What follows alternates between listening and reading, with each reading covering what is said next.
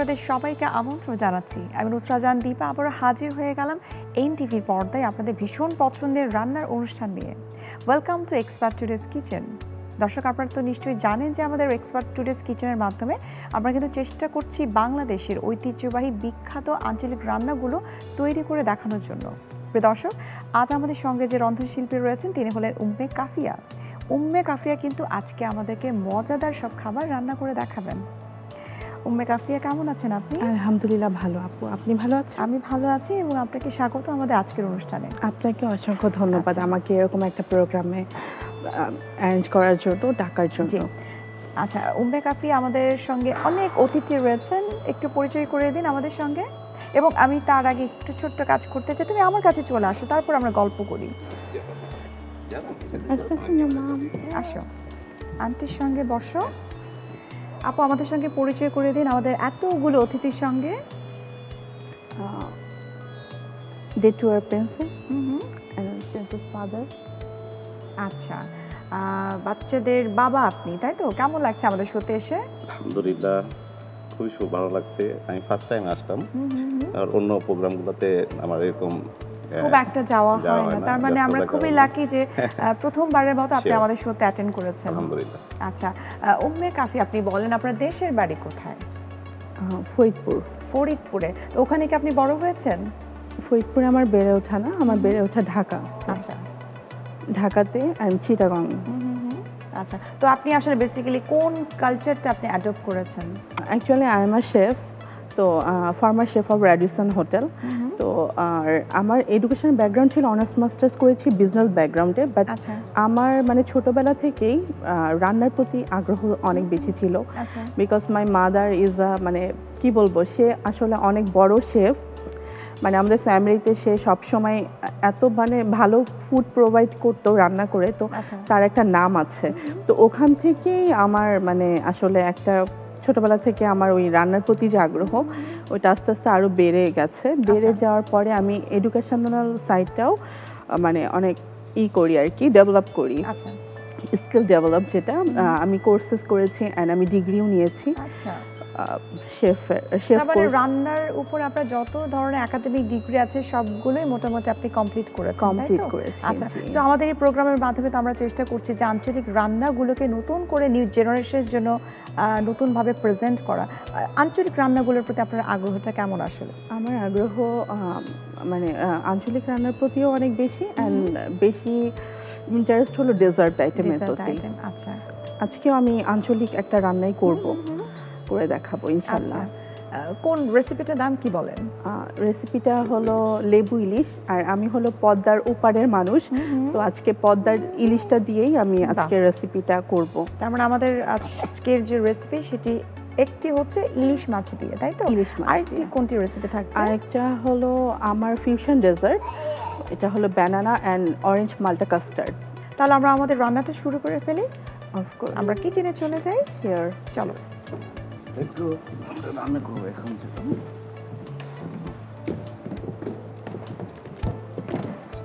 আপু, এই কিচেনটা তো কিন্তু আমাদের এখানে আমরা সব রান্না টান্না করে থাকি, বাট এই মুহূর্তে আমি কিচেনটা আপনার হাতে ছেড়ে দিচ্ছি। আপনি বাসায় যেরকম রান্না করেন না, ঠিক একইভাবে এখন আমাদেরকে রান্না করে দেখাবেন। আমরা প্রথমে কোন আইটেমটা রান্না করছি? আমরা লেবু ইলিশটা। লেবু ইলিশ। আচ্ছা, লেবু ইলিশ তৈরি করতে কি কি উপকরণ লাগছে আমরা একটু দেখে নিই। প্রিয় দর্শক, এখন আমরা তৈরি করব মজাদার লেবু ইলিশ। আর এই লেবু ইলিশ তৈরি করতে কি কি উপকরণ লাগছে চলুন একবার দেখে নিই। লেবু ইলিশ: ইলিশ মাছ 4 পিস, পেঁয়াজ বাটা 3 টেবিল চামচ, ধনে গুঁড়ো 1 চা চামচ, জিরের গুঁড়ো 1 টেবিল চামচ, হলুদ গুঁড়ো 1 চা চামচ, লবণ স্বাদ মতো, তেল পরিমাণ মতো, কাঁচামরিচ 6 থেকে 7টি, লেবুর রস 3 চা চামচ, লেবু পাতা পরিমাণ মতো। দর্শক, আমরা দেখে নিলাম লেবু ইলিশ তৈরি করতে কি কি উপকরণ লাগছে। এখন আমরা সরাসরি চলে যাব আমাদের রান্নায়। আপু, আমরা রান্নাটা শুরু করে দিই। প্রথমে 3 টেবিল চামচ পেঁয়াজ বাটা, তারপরে 1 চা চামচ হচ্ছে লবণ, লবণটা পরে ধুলাগুড়ি, হ্যাঁ 1 টেবিল চামচ জিরা গুঁড়ো, আমি একটু হেল্প করছি। হ্যাঁ অবশ্যই, একজন রান্না করবে আরেকজন না, আমি হেল্প বেসিক্যালি করবে। দেখাচ্ছি আমি বাসায় যেরকম একটু ওকে বলে দিই আচ্ছা। সেটা আর কি। Okay fine. হলুদ গুঁড়ো, হলুদের গুঁড়ো 1 চা চামচ, আচ্ছা, আর লবণ দিচ্ছি, লবণ পরিমাণ মতো। আচ্ছা। এটা এত সহজ একটা রান্না, বেসিক্যালি মানে ব্যাচেলারদের জন্য বেটার, যারা নতুন আর কি। প্লাস হচ্ছে ইলিশ মাছে কিন্তু এত বেশি এটা হলো উপকরণ এখন কিন্তু লাগে না। আমরা এটা একটু এটা সবগুলো মশলাগুলো দিব আর কি। ম্যারিনেট করে আচ্ছা। জাস্ট মাছটা 10 মিনিট বা 15 মিনিট একটু ম্যারিনেট করে রেখে দিলে okay after the time this cooking এ চলে যাব আমরা। Okay fine. আর হলুদ গুঁড়ো কি এটা স্বাদটা এত সুন্দর হয় বেসিক্যালি আমাদের ওই সাইডে, আচ্ছা, নদীর ওই পারে, পদ্মার ওই পারে। আপনারা তাহলে নদীর ওই পাড়ের মানুষ, তাই তো? হ্যাঁ, এখন আমি সব বাটা মশলা আর গুঁড়া মশলাকে মেখে এখন ম্যারিনেশন করব। ইলিশ মাছের টুকরাগুলো দিয়ে দিব এক এক করে। হ্যাঁ হ্যাঁ। আর হ্যান্ডটা আমি আগেই পরিষ্কার করে নিয়েছি। আর হাত ছাড়া আসলে হয় না ভালো। কিছু জিনিস আছে মাখানোর জন্য আসলে স্পুন দিয়ে হয় না, হাত হ্যাঁ, use এই করতে জন্য হয়। আমি হাতটাকে ইউজ করছি। বেসিক্যালি আমি স্পুনই বেশি ইউজ করি। আর একটু দর্শকদের সঙ্গে বলে রাখি, ম্যারিনেটটা এরকম হবে প্রত্যেকটা মশলা যেন মাছের গায়ে গায়ে লেগে থাকে, আচ্ছা। এটা আর কি, যাতে স্বাদটা ভালো হয় আর কি। আচ্ছা আচ্ছা, যেহেতু আপনারা হাইজিনের বিষয়টা আপু বলছেন, সেই সাথে আমি একটু অ্যাড করি যে আমাদের প্রত্যেকটা বাটি বা প্যান যা কিছু দেখছেন আমাদের কিচেনের প্রত্যেকটা জিনিস কিন্তু আপু আমাদের এক্সপার্ট ডিশ ওয়াশ দিয়ে কিন্তু ক্লিন করা। আমরা কিন্তু ইউজুয়ালি যেটা আমরা জানি যে ডিশ ওয়াশ বার যেটি শুধুমাত্র পরিষ্কার করে, কিন্তু খুব একটা জীবাণুমুক্ত হচ্ছে কিনা সেটা কিন্তু আমরা আর শিওর আমার থাকি না। বাসায়ও কিন্তু এক্সপার্টটাই আমি ইউজ করি। বাহ, এন্ড ভালো অনেক ওয়াশ হয় আসলে, খুব ক্লিন হয়, সুন্দর। আচ্ছা আপু, আপনি তো বলছিলেন যে এক্সপার্ট ডিশ ওয়াশটা আপনি ইউজ করছেন বাসায়, তো এটার স্পেশাল বৈশিষ্ট্যটা তো নিশ্চয়ই আপনি জানেন, যেটা পরিষ্কার করে সেই সাথে কিন্তু জীবাণুমুক্ত করে, যেটা আমাদের কিচেনের হাইজিনের জন্য এবং খাবার স্বাস্থ্যকর হওয়ার জন্য কিন্তু অনেক বেশি ইম্পর্টেন্ট। ম্যারিনেশন ডান। এখন এটাকে আমরা 10 to 15 মিনিটস এটাকে রেখে দিব, আচ্ছা, তারপরে কুক হবে। জাস্ট ম্যারিনেটটা এভাবে আমরা একটুই করে রাখবো, ঢেকে রাখবো। যাতে এটা ঘ্রাণটা যেন থাকে, প্রপারলি থাকে আর কি। আচ্ছা, আচ্ছা। আর একটু বলে রাখি, আজকে আমরা এটা করছি সরষের তেল দিয়ে, তো দর্শকরা এটা সয়াবিন দিয়েও করতে পারবে বা আচ্ছা। আদারওয়াইজ অন্য অয়েল দিয়ে করতে হবে, তো সরষে দিয়ে করলে একটু টেস্টটা ভিন্ন লাগে আর একটু কি। ফ্লেভারটা ভালো আসে। সরিষার তেল 3 টেবিল চামচ।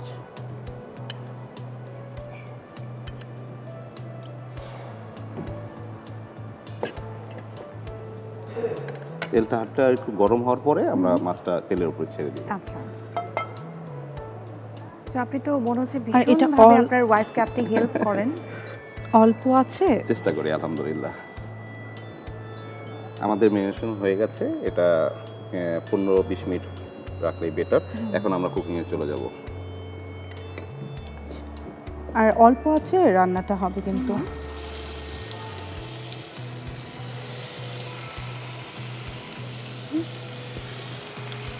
আর ম্যারিনেশন করা যে এক্সট্রা পেঁয়াজের যে বাটাগুলো, এগুলো আমি দিয়ে দিব। আচ্ছা, অর্থাৎ পুরোটা মশলাই পুরোটা মশলাই এটার মধ্যে যাবে মাছের সাথে। একটু হালকা জালটা কমাই যায়। হ্যাঁ, কমিয়ে দিচ্ছি। আর এখন এটাকে আমরা- ঢাকনা দ্বারা ঢেকে দিতে হবে। এটা আমরা এখন 2 মিনিট ঢেকে রাখবো, আচ্ছা, 2 থেকে 3 মিনিট। 2 থেকে 3 মিনিট। আচ্ছা, তো ভাইয়া তো আপনি বলছিলেন যে অনেক হেল্প করেন, আপনি পার্সোনালি কি করেন, মানে আপনার প্রফেশন? আমি একটা প্রাইভেট কোম্পানিতে আছি, আচ্ছা, আর আমিও টুকটাক আমি কিছু রান্না করে আমি আবার ফ্যামিলিকে শেয়ার করি। না এটা আমরা দেখে বুঝতে পারছি আপনি ভালো রান্না করতে জানেন এবং হেল্প করেন। চেষ্টা করি ইনশাআল্লাহ। আপু, কতদূর হলো আমাদের ইলিশ? এখন আমরা এটাকে উল্টে দিব আচ্ছা, প্রত্যেকটা ফিশকে। আচ্ছা, আমি একটু উল্টানোটা একটু হেল্প করি। আচ্ছা।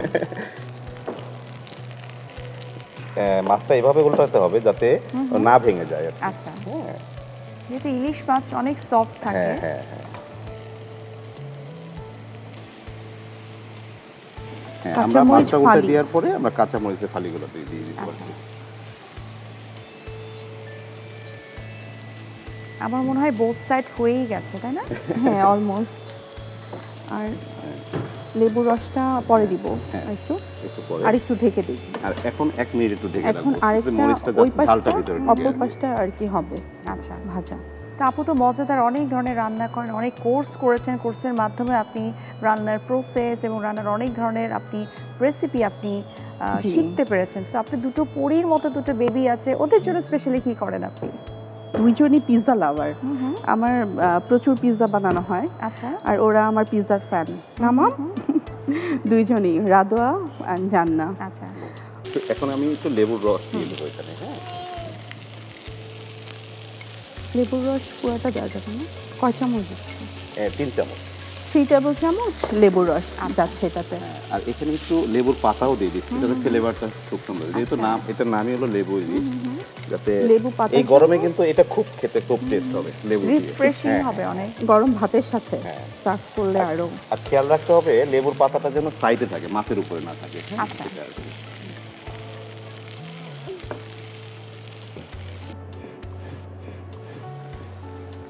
1 টিস্পুন লবণ। লবণটা তো আসলে স্বাদ মতো হয়। আম্মু আম্মু আসো আসো আসো, দৌড়াদৌড়ি করা যাবে না, ছোট্ট বিড়াল আছে এখানে, আসো। এখন একটু হালকা আমি উল্টা দিব। আচ্ছা, আমি উল্টে দিচ্ছি। এই তো আমরা আরেকবার একটু এই মাছটা উল্টা দিব যাতে আচ্ছা। লেবুর রসটা দুই সাইডে লাগে। আচ্ছা। ঠিক আছে।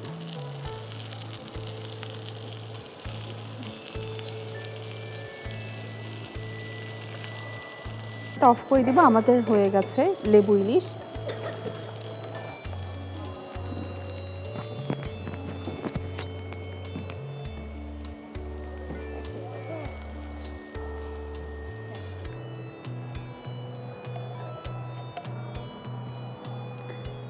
এখন ফ্লেভারটা কিন্তু সেরকম আসছে, নো ডাউট। মানে ইলিশের তো মজাদার একটা ফ্লেভার পাচ্ছে, সেই সাথে লেবু ফ্লেভারটাও কিন্তু পাওয়া যাচ্ছে। পাতাগুলো তো হ্যাঁ হ্যাঁ হ্যাঁ।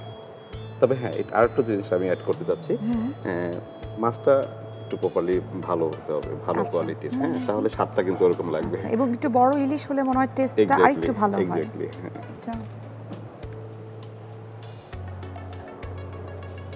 তৈরি হয়ে গেল আমাদের লেবু ইলিশ। ও, খুবই চমৎকার লাগছে দেখতে এবং এত মজাদার একটা ফ্লেভার আমি পাচ্ছি। প্রিয় দর্শক, আমরা তৈরি করে নিলাম মজাদার লেবু ইলিশ। আপনাদের সুবিধার্থে এটার প্রস্তুত প্রণালীটি আরও একবার দেখিয়ে দিচ্ছি।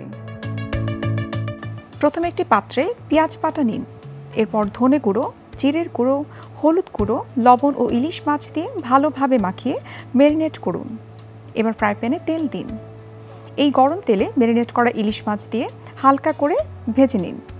ভাজা হয়ে গেলে কাঁচামরিচ ফালি, লেবুর রস, লেবু পাতা ও লবণ দিয়ে ভালোভাবে রান্না করুন। রান্না হয়ে গেলে নামিয়ে পরিবেশন করুন মজাদার লেবু ইলিশ। দর্শক, আপনারা দেখে নিলেন লেবু ইলিশের প্রস্তুত প্রণালী। এখন কিন্তু আমরা চলে যাব আমাদের পরবর্তী রেসিপিতে। আপু, এখন আমরা কোনটা তৈরি করছি? আমরা এখন প্রিপেয়ার করব ব্যানানা অ্যান্ড অরেঞ্জ মাল্টা কাস্টার্ড। ব্যানানা অ্যান্ড অরেঞ্জ মাল্টা কাস্টার্ড। আচ্ছা, এটা তৈরি করতে কি কি উপকরণ লাগছে আমরা একটু দেখে নিই। হ্যাঁ প্রিয় দর্শক, এখন আমরা তৈরি করব মজাদার ব্যানানা অ্যান্ড অরেঞ্জ মাল্টা কাস্টার্ড। আর এটা তৈরি করতে কি কি উপকরণ লাগছে চলুন একবার দেখে নিই। ব্যানানা অ্যান্ড অরেঞ্জ মাল্টা কাস্টার্ড: তরল দুধ আধা লিটার, চিনি আধা কাপ, কাস্টার্ড পাউডার 3 টেবিল চামচ, কলা পরিমাণ মতো, কেক 1 কাপ, কমলা 1টি। আপু, তৈরি করি আমরা? হ্যাঁ, প্রথমেই চুলাটা ধরিয়ে নিচ্ছি। হাফ লিটার লিকুইড মিল্ক এটাতে ইউজ হবে।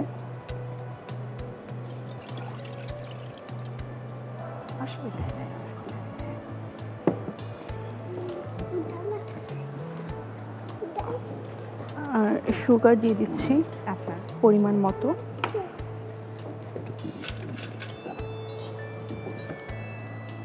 হাফ কাপ সুগার যাবে এটাতে। একটু ডেজার্ট, যেহেতু সুগার তো না হলেই না। হ্যাঁ, একটু সুগারই হতে হয়। আর বিকজ আমরা বাঙালিরা আসলে সুগার ছাড়া একটু মিষ্টি বেশি পছন্দ করি আমরা। তবে মিষ্টি খাবো, সেই সাথে তো একটু স্বাস্থ্যের কথাও চিন্তা করতে হবে। একটু ফিজিক্যালি যদি আমরা অ্যাক্টিভ থাকি, সো এ ধরনের একটু সুইট আইটেম খেলেও কোনো অসুবিধা নেই। অ্যাডজাস্ট করে খেতে হবে, ব্যালেন্স করে আর কি। আমাদের ঘন হয়ে আসছে দুধটা, তো আমরা এখন 3 টেবিল স্পুনের মতো মিল্ক আমার আচ্ছা কাস্টার্ড পাউডারের সাথে মিক্স আপ করতে হবে। তো আমি এটাকে একটু আলাদা করে রেখে নিচ্ছি। আচ্ছা, ব্যাস ব্যাস 6 টেবিল স্পুন যাবে কাস্টার্ড পাউডার 6 টেবিল স্পুন দিয়ে নিব আমরা, আচ্ছা, যাতে একটু ঘন হয় কাস্টার্ডটা। কাস্টার্ড পাউডারের জন্য তো ফ্লেভারটাও চেঞ্জ হয়ে যায়। ফ্লেভারটাও হ্যাঁ, টেস্টটাও অনেক ভালো হয়।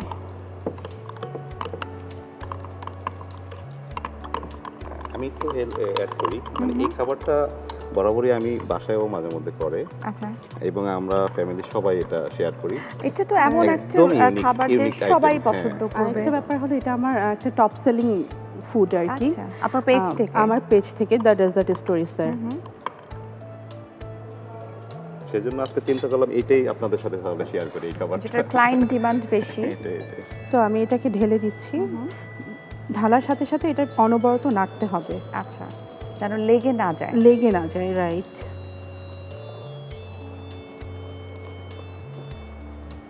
এটা সবাই রাখবো।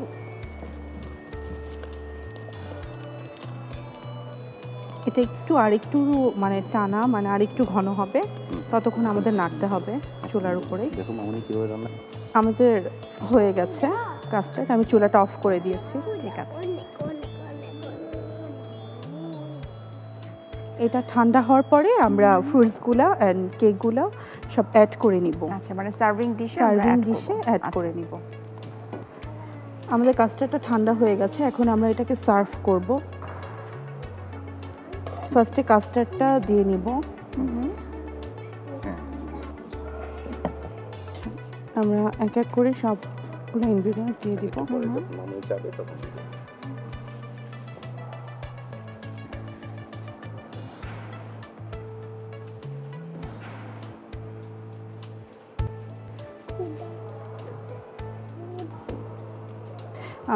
ব্যানানার স্লাইসগুলো দিয়ে নিয়েছি, এখন আমি কেকের স্লাইসগুলো দিয়ে নিচ্ছি। আচ্ছা, আর এটা হলো ব্যানানা অরেঞ্জ, অ্যান্ড অরেঞ্জগুলো একদম লাস্টে আমরা এটা ডেকোরেট করব। এখানে তো আমরা যে কোনো ফ্লেভারের কেকও কিন্তু আমরা দিতে পারি, ফ্রুট কেক বা plane cake, butter cake. Actually এটা ডিপেন্ড করবে চয়েসের উপর, যে যেভাবে যেই ফ্লেভারটা পছন্দ করে। ক্ষুধা লেগেছে, আমাদের খাবার কিন্তু রেডি হচ্ছে, আমরা খাবো এখন মজাদার ডেজার্ট। ওকে, Yes.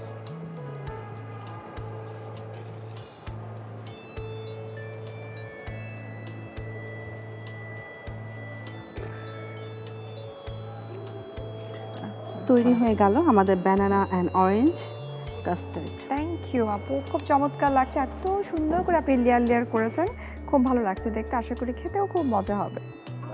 প্রিয় দর্শক, আমরা তৈরি করে নিলাম মজাদার ব্যানানা অ্যান্ড অরেঞ্জ মাল্টা কাস্টার্ড। আশা করি আপনাদের খুব ভালো লেগেছে। আপনাদের সুবিধার্থে এটার প্রস্তুত প্রণালীটি আরও একবার দেখিয়ে দিচ্ছি। প্রথমে সসপ্যানে তরল দুধ নিন, এরপর চিনি, মিশ্রিত তরল দুধ ও কাস্টার্ড পাউডার দিয়ে ভালোভাবে রান্না করুন। রান্না হয়ে গেলে গ্লাসে ঢেলে লেয়ার করে কলা, কেক ও কমলা দিয়ে পরিবেশন করুন দারুণ স্বাদের ব্যানানা অ্যান্ড অরেঞ্জ মাল্টা কাস্টার্ড। দর্শক, আমরা দেখে নিলাম কাস্টার্ডের প্রস্তুত প্রণালী, আশা করি খুব ভালো লেগেছে এবং বাসায় কিন্তু আপনারা অবশ্যই এই হেলদি ডেজার্ট আপনারা ট্রাই করবেন। উম্মে আপু, আপনাকে অসংখ্য ধন্যবাদ এত চমৎকার দুটো ডিশ আমাদেরকে তৈরি করে দেখানোর জন্য, এবং ভাইয়া আপনাকে অসংখ্য ধন্যবাদ, এবং ছোট্ট ছোট্ট বেবিগুলাকে মোস্ট ওয়েলকাম। অসংখ্য ধন্যবাদ আপু, আর এক্সপার্ট টুডেস কিচেনকে অসংখ্য ধন্যবাদ এত সুন্দর প্রোগ্রামে আমাদের সবাইকে ইনভাইট করার জন্য। প্রিয় দর্শক, এতক্ষণ আপনারা দেখছিলেন এক্সপার্ট টুডেস কিচেন অনুষ্ঠানটি। আমরা তৈরি করে নিলাম মজাদার দুটো ডিশ।